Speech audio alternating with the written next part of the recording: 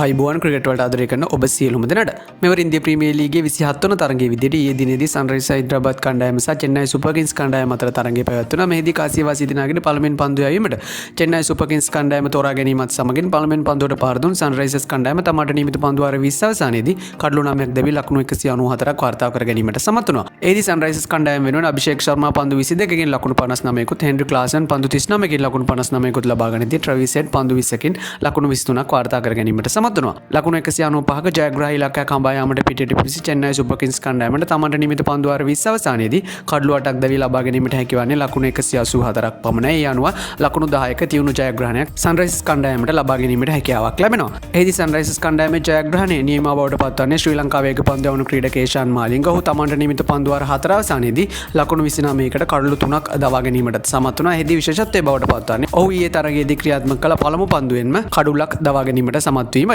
එෙහිදී ඒෂාන් මාලිංග දැක්වූ මෙම සුපිරි දක්ෂතාවයේ හේතුවෙන් ඔහු වාර්තා කිහිපයක් තමන් සතු කරගන්නට සමත් වුණා. එෙහිදී මෙම දක්ෂතාවය ඒෂාන් මාලිංගගේ පෞද්ගලික හොඳම ඉන්දියා ප්‍රීමියර් ලීග් දක්ෂතාව බවට පත් වෙදී සන්රයිසර්ස් කණ්ඩායම වෙනුවෙන් වැඩිම කඩුලාභියා බවට පත්වන්නටද ඒෂාන් මාලිංගට හැකියාවක් ලැබුණා. කෙසේ වෙතත් එෙහිදී ඒෂාන් මාලිංගගේ මෙම දක්ෂතාවයේ හේතුවෙන් ඔහු තරගයේ වීරයා බවට සම්මානය දිනා ගන්නවා. ඒ අනුව වසර ගණනාවකට පසුව තමයි ඉන්දියා ප්‍රීමියර් ලීගයකදී ශ්‍රී ලංකා ක්‍රීඩකයෙකු තරගයේ වීරයා සම්මානය දිනා ගැනීමට සමත් වන්නේ. කෙසේ වෙතත් තරගයේ වීරයා සම්මානය ලබා ගැනීමෙන් අනතුරුව ඊයේ තරගයේ ජයග්‍රහණය කිරීමට ඔවුන්ට තිබුණු සැලැස්ම පිළිබඳ ඒෂාන් මාලිංග මේ ආකාරයට අදහස් දක්වා තිබුණා. තරගයට කලින් හොඳ සැලැස්මක් තිබ්බා. හයිදරාබාද් විකට් එක ගැන අපි හොඳින් දන්නවා.